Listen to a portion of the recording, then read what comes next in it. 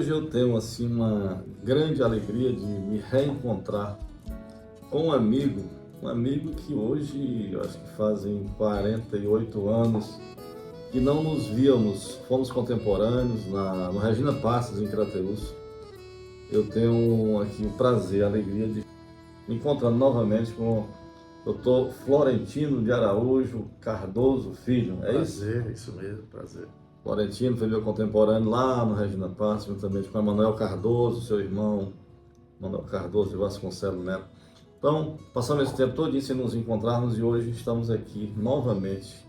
É uma alegria, Florentino, te reencontrar. Prazer, Edmilson, prazer grande, grande. Fazia tempo que a gente já vinha se falando e agora chegou o momento da gente fazer aqui esse pequeno bate-papo, relembrar aqueles bons tempos nossos lá de Regina Passos, né? Que lembrança, primeiro, ô Florentino, que lembrança tu tens daquela época, lá da época que nós estudamos lá no Regina Passos? Lembro muito bem da minha infância e início da adolescência em Crateús. Lá nasci em 1961, outubro de 61, e morei lá até os 11, 12 anos de idade. Então lembro muito de detalhes da minha ida com a mochila nas costas, depois na garupa de uma bicicleta que meu irmão pilotava a bicicleta. Lembro dos amigos, dos campos de futebol, aquelas barro, a terra e a gente jogando futebol. A quadra depois da escola lá da Regina Passos. Então, dos amigos, das chuvas quando eu tinha em Crateús, eu peguei algumas enchentes lá, duas por acaso, em que a água chegava lá na igreja, a nossa igreja matriz. Então lembro muito bem. O que se tornou este conterrâneo, contemporâneo Florentino? Florentino enveredou para o lado da medicina e galgou várias posições, chegou a ser presidente da Associação Médica Brasileira, um posto desejado, né, e por muita gente, e desempenhou isso com muita maestria. E eu gostaria agora que o Florentino falasse um pouco, Florentino, um pouco dessa tua trajetória, essa tua atuação na área acadêmica, desde aquele menino lá do Regina Passos até hoje. É um tempo longo, eu já tenho 64 anos e saí de Crateús para estudar em Fortaleza. Já criança dizia que ia ser médico e o sonho era ser médico, formar em Fortaleza e voltar para Crateús. Esse sonho não se concretizou porque o tempo, Deus vai moldando o caminho que a gente tem que seguir. Quis o destino que eu passasse, eu tinha 17 anos quando eu entrei na Faculdade de Medicina da Universidade Federal do Ceará, depois fui fazer residência fora, fui para o Rio, fiz residência em cirurgia geral, depois cirurgia oncológica no Instituto Nacional do Câncer, que era à época a maior escola de câncer do país. Morei no Rio 5 anos, eu sofri vários convites, assédios para lá, ficar no Rio de Janeiro, mas resolvi voltar para o Ceará. E não podia voltar para Crateús porque eu não teria condição de exercer com plenitude a minha área escolhida. Me formei em cirurgião oncológico e vim para Fortaleza e, graças a muito trabalho e muito estudo, eu rapidamente me desenvolvi, me tornei uma pessoa conhecida pelos pacientes, desejada para que tratasse os pacientes, e sempre fiz muito bem assistência e ensino. Nunca deixei de atuar no serviço público. Eu, quando voltei para Fortaleza, eu já tinha feito um concurso público e assumi quando voltei. E até me aposentei recente do serviço público, eu sempre trabalhei no setor público. E por ser muito bem treinado em assistência e ensino, isso me projetou ainda mais.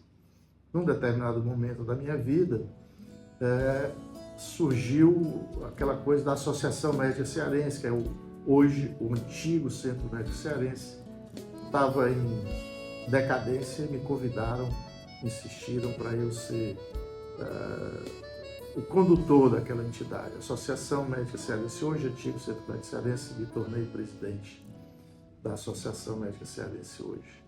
Uma entidade que todos apostavam, todos não, muitos apostavam, que iria acabar. E não, a gente juntou um time de jovens, eu era muito novo ainda, e nós reerguemos a entidade. Isso deu projeção, no Centro Médico, Associação Médica Cearense, e nos tornamos conhecidos nacionalmente em termos de entidade associativa. Nesse intercurso, eu já era um médico conhecido e surgiu a oportunidade, o convite de eu ajudar a gestão do governo do estado à época, Dr. Lúcio Alcântara, porque eu tenho um carinho muito grande. Eu nem o conhecia bem, ele me convidou para algumas coisas e eu resolvi aceitar o cargo para ser diretor do Hospital Geral de Fortaleza, que era o hospital que eu era concursado, era um hospital que eu gostava muito, era um hospital onde eu exercia em plenitude assistência e ensino, por ser um hospital complexo, muito estudante, residente, enfim. E aí, sem saber nada de gestão, comecei a ser o diretor-geral do HGF. Fui estudar, obviamente, para não fazer feio. Aí fui me capacitar em gestão. Aí fiz cursos, uns longos, outros mais curtos, e nós conseguimos formar times, que eu não acredito em nada sozinho, nós formamos bons times. Essa é uma das minhas capacidades, qualidades, formar, juntar pessoas boas próximas, melhores do que eu, para eu aprender com elas. E nós fizemos uma ótima gestão no Hospital Geral de Fortaleza. Foi a época em que teve a grande ampliação do Hospital Geral de Fortaleza, a gente tinha 200 leitos, hoje tem quase 700 leitos.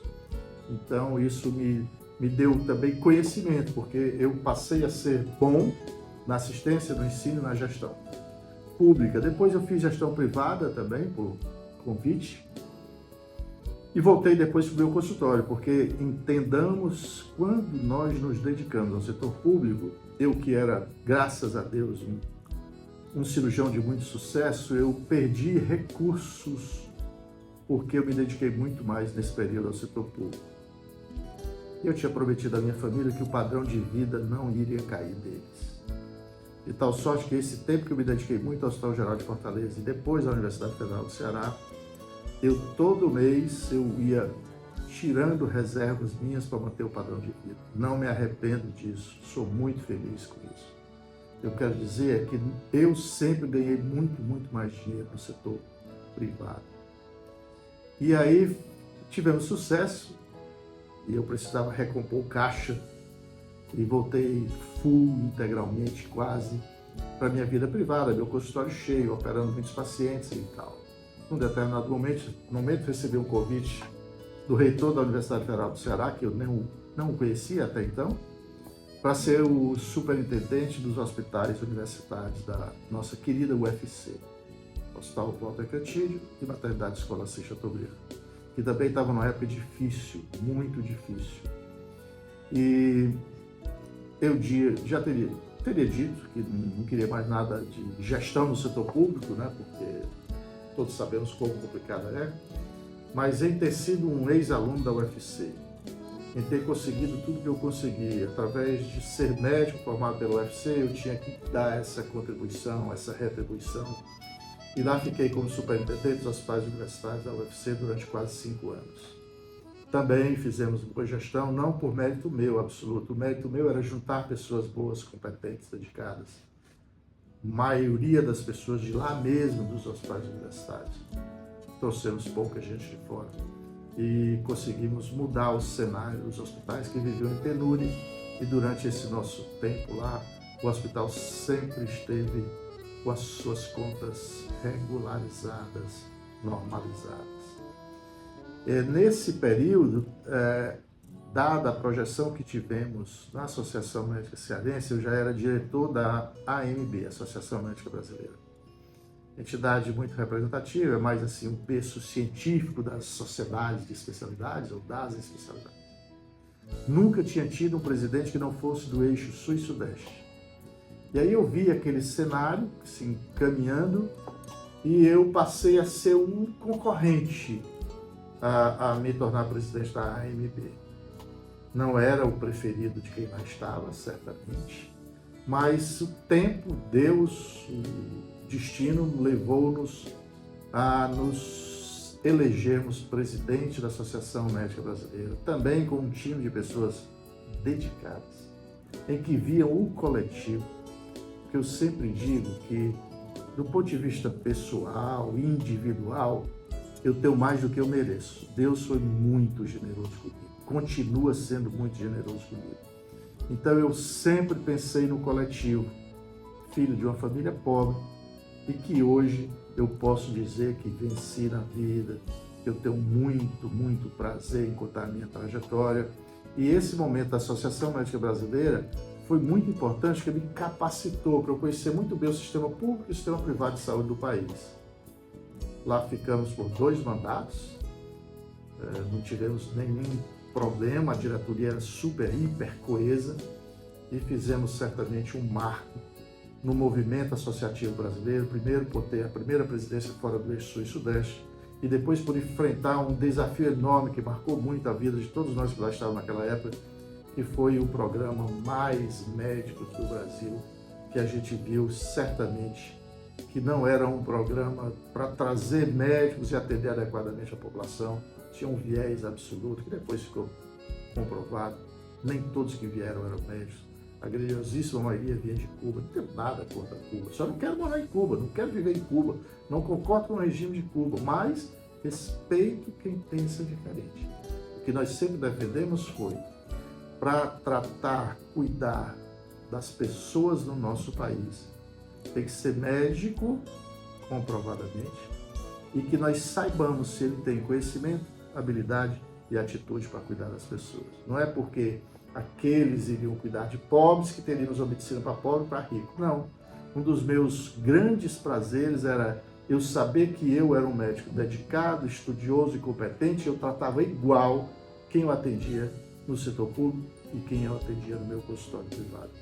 Então, isso marcou muito a nossa trajetória na Associação Médica Brasileira, mas também foi reconhecido como pessoas ou times da diretoria que se agregou a vários outros que defendiam medicina de qualidade para todos.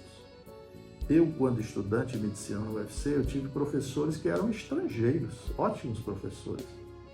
Todavia, para cuidar das nossas pessoas, nós precisamos saber, primeiro, ser médico, e segundo, fazer uma prova de avaliação se ele tem conhecimento ou não.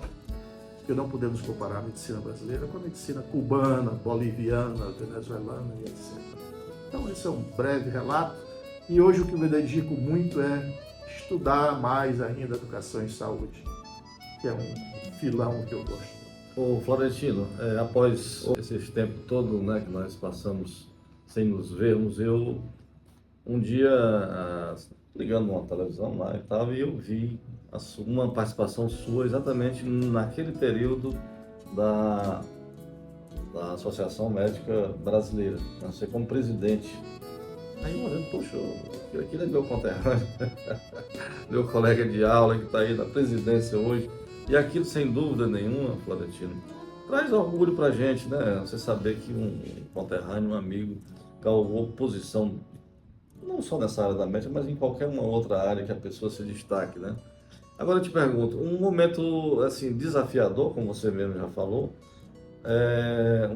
mexe com muitos interesses, na verdade. E como é que era assim a lidar com este conflito de interesses que aconteceu? E acontece. Foi um período difícil, para ter ideia, fui ameaçado de morte, inclusive. Eu só disse para minha família depois, enfim, mas fui até ameaçado de morte.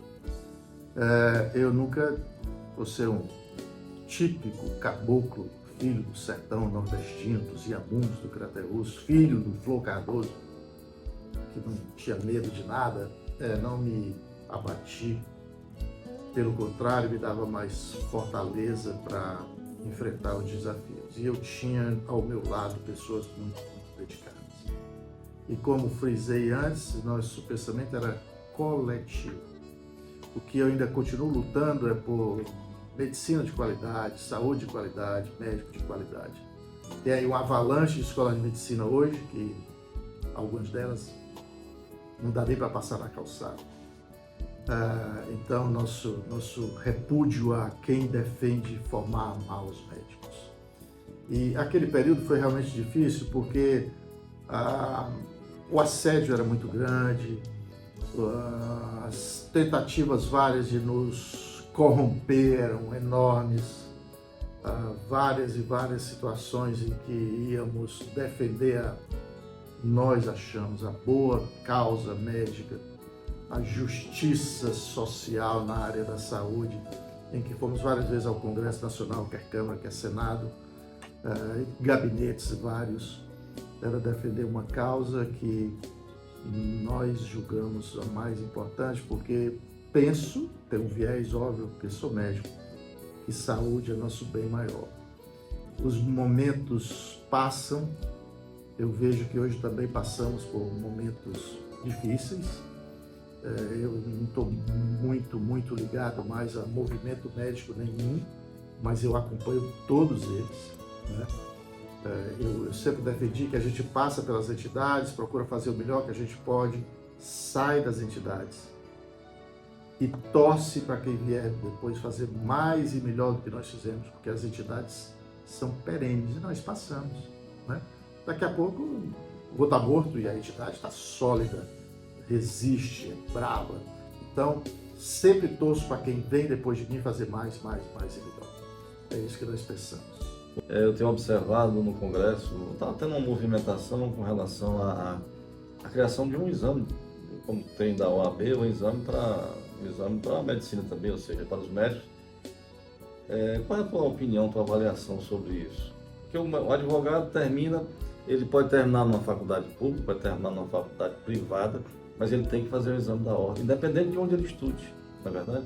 E o médico, na universidade privada, na universidade pública, e nenhuma delas tem essa necessidade. E isso está sendo abordado, a sua opinião sobre esse assunto. Excelente pergunta, Edmilson. Excelente. Olha, você falou há pouco tempo atrás que me viu num desses depoimentos na televisão, à época, o presidente da AMB, e tem não sei se foi esse, eu fui entrevistado no programa Roda Viva. E nesse programa Roda Viva, que tem mais de 10 anos, foi 2013, já tem 12 anos esse programa. Eu dizia com clareza, que já defendíamos há algum tempo o exame de ordem para o médico formado no Brasil também. Tem um revalida para quem é formado fora, e para quem é formado no Brasil também fazer um revalida, um exame de ordem, para a gente saber se aquele médico formado, ou instituição pública ou instituição privada, ele estava apto para cuidar do nosso bem maior, que é a saúde das pessoas. Então isso foi muito claro, e eu defendo isso abertamente.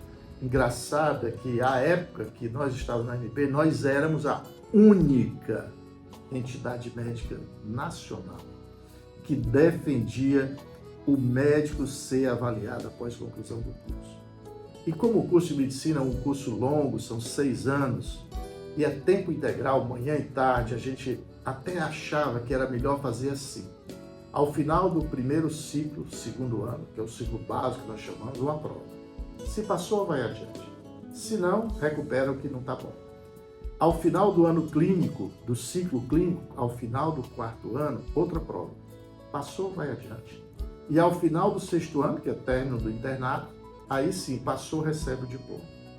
Pode registrar nos conselhos regionais de medicina. Então nós fazíamos algo escalonado. Ano 2, ano 4, ano 6. Se está defendendo agora só no final do ano, do 6º ano, nenhum problema. O importante é que avaliemos. Penso que seria melhor ano 2, ano 4, ano 6, porque se reprovar no 6º ano, ele perdeu 6 longos anos da sua vida. Né? Valentina, a Associação Médica ainda hoje defende essa proposta? Defende. Hoje defende. Hoje defende, né? Sim. Na época você, como presidente, defendia. Sim. E éramos a única. E hoje a associação como um todo, ou seja, não como um todo, mas a grande parte defende. A Associação Médica Brasileira defende, o Conselho Federal de Medicina defende, que à época não defendia. E o braço sindical também já defende, que à época também não defende. E a quem você acha que deve ser entregue essa atribuição de acompanhar, ou seja, de fazer essa avaliação? Que não seja o governo. Que não seja, né? Por que isso? Não tenho nada contra o governo, porque governos passam, né? E vem um que é de uma corrente, outro que é de outra corrente. Eu estou dizendo que não deve ser o governo, porque o governo é que autoriza a escola. O governo é que monitora a escola. O governo é que acompanha a escola e deve ser uma instituição independente que faça essa avaliação. Dá mais transparência, né? Com certeza, com certeza. Ô, Florentino, já que o assunto saúde é um assunto palpitante, hoje eu vim aqui mais para conversar com um amigo Florentino, mas o amigo Florentino é médico, então não posso deixar de entrar nessa seara e explorar um pouquinho aqui do seu conhecimento. Qual é a avaliação que você faz hoje da saúde no nosso país? Como é que você está vendo? Evoluiu dos 20 anos para cá? Como é que está? Evoluiu, melhorou muito. Eu posso dizer que a saúde privada brasileira é muito boa. E não posso dizer a mesma coisa da saúde pública. Saúde pública tem ilhas de excelência. Várias ilhas de excelência. Em alguns estados mais, em outros menos. Por exemplo, nós temos aqui hospitais públicos muito bons, com boa estrutura. O Hospital Geral de Fortaleza é exemplo, o Hospital Universitário de Volta Cantillo é exemplo, a Maternidade Escola é outro exemplo, que tem não só boa estrutura, que pode melhorar e tem cada vez mais melhorado, e tem médicos excepcionais. Nós temos médicos ótimos, enfermeiros ótimos, fisioterapeutas, vários outros profissionais de saúde excelentes. Todavia, há um viés muito grande na gestão das instituições públicas do país. Se nós pegarmos secretários municipais de saúde, temos alguns que são medíocres do ponto de vista de conhecimento em saúde. Então há essa coisa da intromissão indevida, do apadrinhamento, do compadrio, do viés eleitoral e etc., para colocar pessoas em cargos A, B ou C. E o que nós defendemos é que seja a competência, o conhecimento, a ética. Se for amigo do prefeito, nenhum problema, desde que seja competente, ético, dedicado. Então, o setor público brasileiro sofre muito. Exemplo disso, fila de espera para consultas, exames simples, cirurgias. Fila de espera de 5, 6 anos para fazer uma cirurgia. Aí é o tempo todo mutirões. Agora está na moda o mais especialista. É uma falácia. É uma falácia. O governo não sabe nem definir direito o que é um especialista. Ele quer fazer especialista tipo linha de produção. Não pode ser dessa maneira. Existem regras para a pessoa ser especialista, né? Tem que cumprir um rito. Tem que mostrar conhecimento, habilidade. Então, melhorou nos últimos 20 anos, verdade. Mas a pública está muito distante, né? Vai ver aí algumas cidades nossas do interior, que é o tempo todo ambulância-terapia, né? Se a gente tivesse bons profissionais ou instituições ótimas, bem estruturadas, bem equipadas, muitos desses pacientes deixariam de ser transferidos para as capitais, grandes centros, e poderiam ser tratados nas suas cidades, perto da sua família, no conforto de conviver com os amigos. Nossa expectativa, desejo é que isso tudo melhore. Claro, já melhorou nos 20 anos, mas precisa acelerar isso. E saúde precisa ser uma coisa que é uma política do Estado. É do Estado brasileiro, não pode ser uma política de um partido, de um governo. Você dá continuidade. Toda vida que entra um novo governo, parece que tudo que foi feito antes não prestava. Pega o que é bom e continua. Faz novos projetos, como eu falei. Quem vier depois, que faça mais e melhor, porque mais importante é o coletivo do que o individual.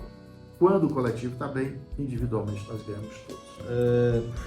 Você se desligou, digamos assim, de Crateús, muito novo, e veio construir a sua vida e tal. Hoje, qual é a sua relação com Crateús, com os parentes, com os amigos? Como é que está, mesmo com a área profissional mesmo, como é que está a tua relação hoje com Crateús?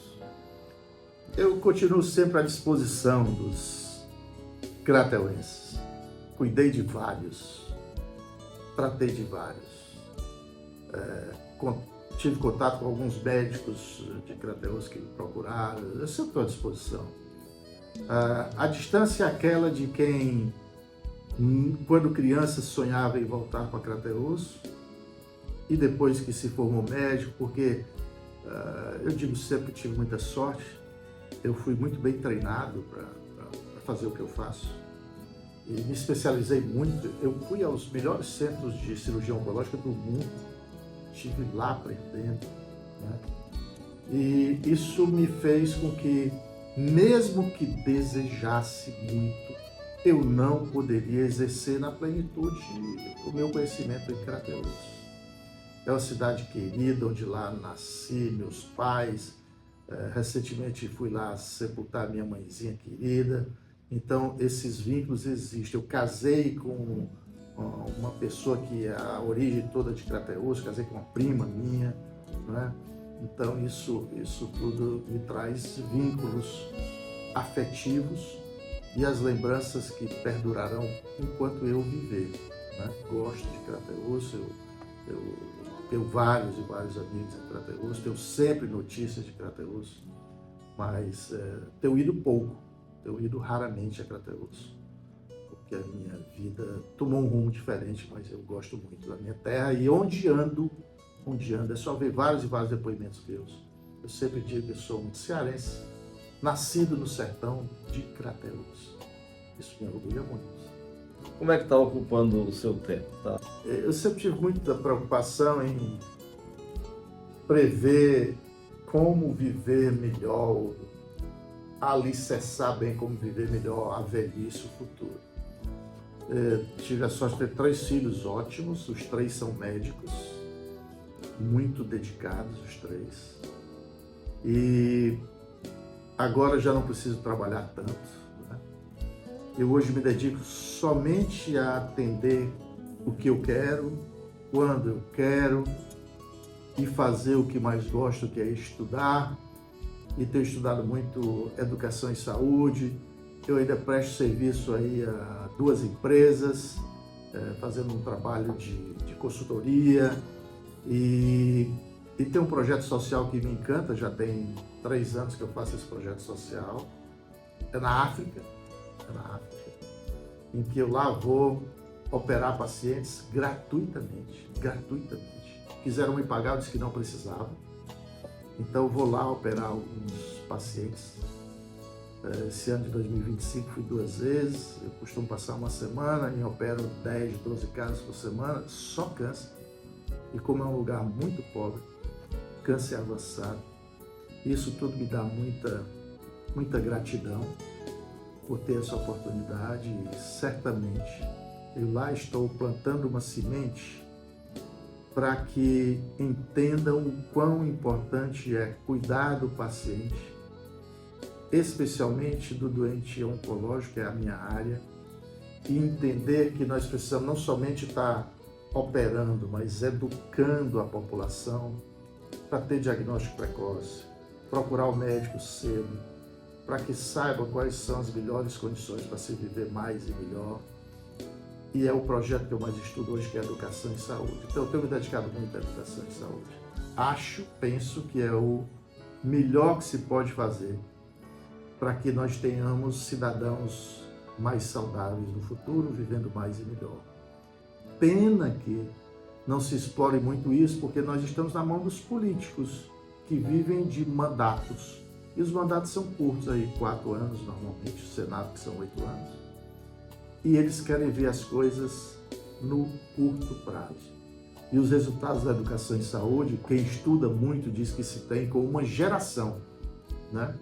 E aí, é pelo menos 20 anos. Então, plantando sementes aqui e lá, para que a saúde melhore. Alguém pode perguntar, por que não fez isso no Ceará? Eu esbocei fazer isso no Ceará, no estado. E aí fui conversar com alguns colegas, mostrando o esboço do projeto. De 10 pessoas, cada 10 que eu conversava, 9 perguntavam se eu ia me candidatar a alguma coisa. Aí vi que ia ter um viés muito grande, achando que eu quero alguma coisa.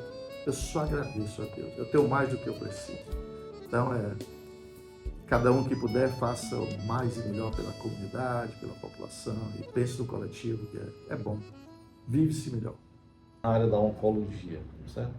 Que orientações básicas, assim, bem elementares, que você poderia passar, que possa ajudar alguém lá na ponta que está nos assistindo? Hoje o acesso à informação é muito fácil. E é possível ter acesso a boa informação. No setor de saúde, inclusive, nós podemos, por exemplo, perceber que botar no Google, uma pesquisa simples do Google, sinais de alerta do câncer. Aí tem vários, e isso são fáceis. Porque tem pessoas que tem, vou dar um exemplo comum, né? Que tem muito no nosso sertão, câncer da pele. Normalmente é uma feridinha que aparece e a pessoa acha que não é nada, deixa crescer, de repente aquilo virou uma coisa complicada. Então lá tem os sinais de alerta. Feridinha que não cicatriza, coça sangue, etc, etc. E aí tem várias e várias outras. Interessante que saibamos e façamos aqueles exames preventivos, regulares. Aí tem as grandes campanhas, não só do câncer da pele, câncer da mama em outubro, outubro rosa, da próstata, novembro azul e vários outros, né? E o mais importante é ter, quando puder, ao máximo que puder, uma vida saudável, boa alimentação, atividade física regular. Quem tem boa alimentação e atividade física regular tem menos câncer. E aí, por que educação em saúde? Porque vamos educar, e aí é desde a tenra idade, né, desde o pré-escolar, que as crianças levam isso para casa, vai mudando os hábitos dos adultos.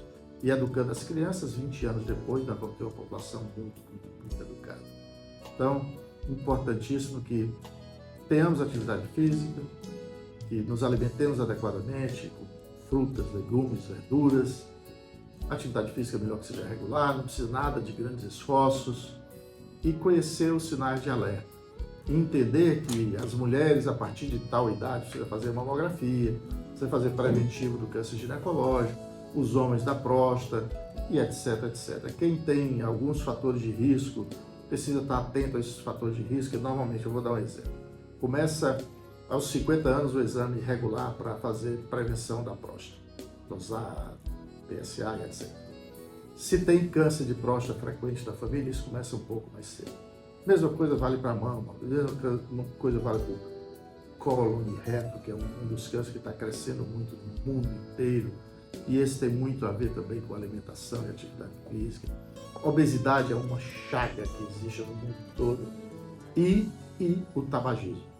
Para ter ideia do impacto do tabagismo no câncer, se abolíssemos cigarro, fumar, se abolíssemos isso da população, porque o normal não é fumar, né? Então, se parasse de fumar, só em relação ao câncer nós teríamos 30% de diminuição das mortes por câncer. Aí imagina isso em relação ao AVC, ao infarto. Então, o tabagismo é um terror, né? Mata várias e várias pessoas todos os dias. Tentar se educar bem e entender que como se vive melhor, como se vive mais, como se vive mais saudável é importantíssimo para todas as vidas. Bom, Florentino, eu estou observando aqui o seu gosto pela arte, pela cultura e esse gosto pela arte, principalmente vários quadros, várias pinturas. De onde veio esse gosto, Florentino? Já faz algum tempo, Edmilson. Começou no Rio de Janeiro. Eu era residente lá, morei lá 5 anos. E aí, algum tempo livre que eu tinha, visitava alguns museus, monumentos e passei a viajar muito em todos os lugares. Eu ia a museus, sempre vou. E comecei a comprar as primeiras peças. Eu era residente de cirurgia geral no Rio de Janeiro. Continuei residente de cirurgia oncológica comprando também. E aí, sempre que sobrava um dinheirinho, eu comprava. Hoje eu tenho aí algumas peças que me dão muita satisfação, me impulsionam para pensar coisas boas. Eu me deleito limpando alguns dos meus quadros, algumas das minhas peças. Tenho móveis antigos, móveis de mais de 100 anos, tenho peças com mais de 100 anos. E isso tudo é muito bom, porque a gente desenhar o futuro precisa conhecer um pouquinho do passado, aprender com o passado e viver muito bem o presente. Então, a arte me dá muita leveza e me deixa mais tranquilo, sereno e gosto de ler sobre artes também. Eu vi umas peças ali, Florentino, adquiridas na África, né? Umas peças belíssimas, né? Em madeira.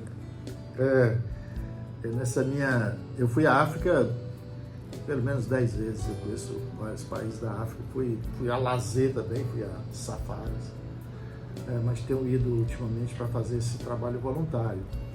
E lá conheci um escultor muito interessante, jovem, né, mas talentoso. E sempre que eu vou lá eu compro as peças dele em madeira.